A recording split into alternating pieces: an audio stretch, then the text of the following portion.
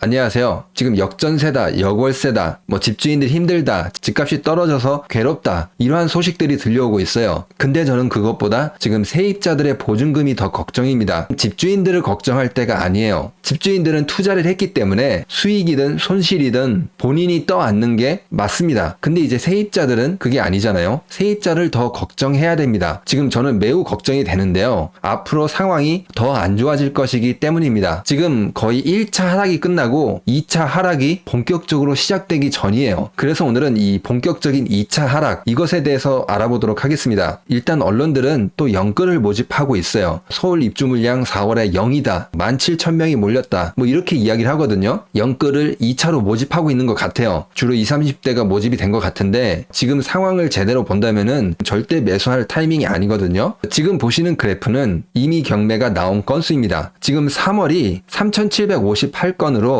작년 3월에 비해서 60%가 넘게 증가했어요. 작년 3월은 2,360건 정도였거든요. 1,400건 이상 증가했습니다. 그래프 추이를 보시더라도 굉장히 가파르게 상승을 하고 있죠. 이게 앞으로 곧 쏟아질 겁니다. 이제 그거는 뒤에서 알아볼 텐데 일단 먼저 미분양 잠깐 체크하고 갈게요. 지금 2월에 미분양이 75,400건 정도입니다. 1월과 거의 비슷한데 이제 오른쪽 그래프를 보시면은 이게 서울이에요. 2월에 2,900건으로 폭등을 했어요. 1월이 996건, 1000건이 안 됐거든요. 미분양이 갑자기 폭등한 거죠. 서울 아파트 가격이 너무 비싸기 때문에 사람들이 조금 관심이 덜하다. 이제 이렇게 생각할 수 있어요. 작년에는 거의 100건 정도? 사실상 미분양이 없었는데 올해 들어서는 이제 서울도 폭등하기 시작합니다. 이제 이게 부동산 가격의 2차 하락 신호탄입니다. 경기 인천도 조금 볼게요. 여기도 많이 증가했죠. 경기도 같은 경우에는 2021년에는 적을 때는 1000건이 안 됐는데 지금 8,000건 넘게 증가했습니다. 인천 같은 경우에도 2021년에 400건이 안 됐는데 지금 거의 그냥 10배가 됐죠. 3,000건이 넘었습니다. 미분양이 지금 서울, 경기, 인천을 중심으로 해서 폭등하고 있어요. 미분양만 폭등하냐? 여러분들 그게 아닙니다. 역전세가 지금 폭등을 하고 있잖아요. 그래서 제가 전세 물량을 체크했습니다. 시장에 얼마나 많이 전세가 있는지 이거를 체크했거든요. 지금 이제 보시는 그래프는 일별로, 그러니까 하루하루 전세 매물이 얼마큼 있는지 체크한 그래프입니다. 중복된 거 없이 나온 그래프예요. 그래프가 딱 봐도 우상향이 굉장히 빠르죠. 왼쪽 그래프가 서울 그래프인데 전세 물량이 가장 많았던 1월 같은 경우에는 55,000건 정도까지 올라갔어요. 집주인 55,000명이 세입자들을 구하려고 돌아다닌 거죠. 그게 약간 줄어서 한 43,000건 정도로 지금 줄었습니다. 그래도 아직 많이 있어요. 그리고 오른쪽 그래프를 보시면은 강남이거든요. 강남 같은 경우에는 1월에 가장 많을 때 9,133건, 만건까지는 아니어도 9,000건이 넘었습니다. 작년 한 7월 같은 경우에는 그렇게 많지 않았어요. 5,000건이 안 됐는데 거의 지금 물량이 2배 넘게 상승을 했습니다. 강남뿐만이 아니에요. 송파, 서초도 보도록 할게요. 지금 송파 같은 경우에도 4,600건 넘게 전세 물량이 나왔습니다. 오른쪽 이 서초 같은 경우에는 5,000건이 넘었어요. 지금 보시면은 송파, 서초, 강남 3구잖아요. 여기만 해도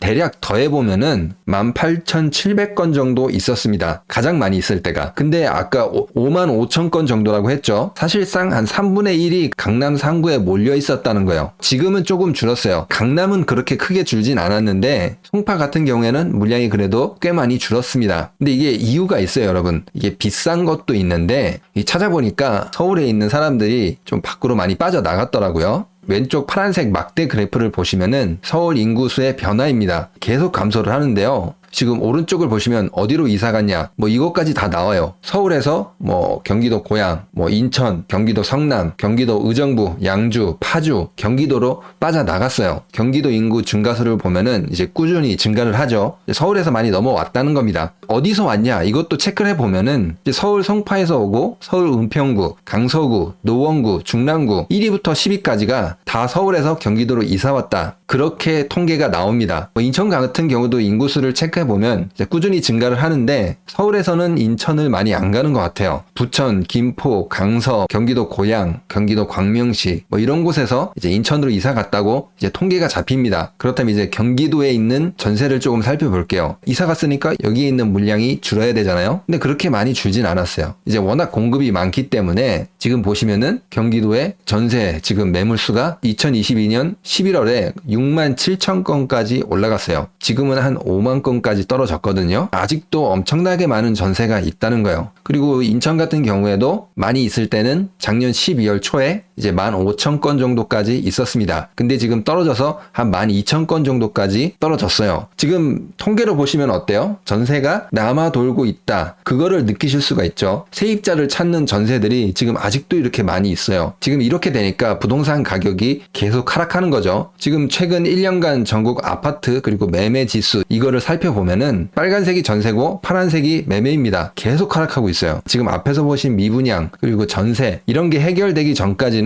이게 하락이 멈출 수가 없습니다. 통계를 또 자세히 보면은 오늘 발표된 자료인데 이제 주 단위로 체크를 했거든요. 4월 첫째 주는 지난주에 비해서 얼마나 하락했나 이거를 체크를 해봤는데 이제 매주 제가 목요일날 이거를 보여드리는데 전주까지는 가격 하락이 어느 정도 줄어들고 있었거든요. 지금 파란색 그래프를 보시면 됩니다. 근데 이번 주는 다시 가격이 하락했습니다. 그래서 제가 2차 하락이 다시 시작된 거다 이렇게 말씀드리는 거거든요. 전국적으로 봐도 하락을 했는데 지금 수도권의 하락이 가장 심합니다. 경기도 하락이 가장 큽니다. 서울 같은 경우에는 약보합 그 정도라고 볼 수 있는 것 같아요. 오른쪽 빨간색 그래프 전세를 보시면은 전세 같은 경우에는 하락폭이 조금은 줄었어요.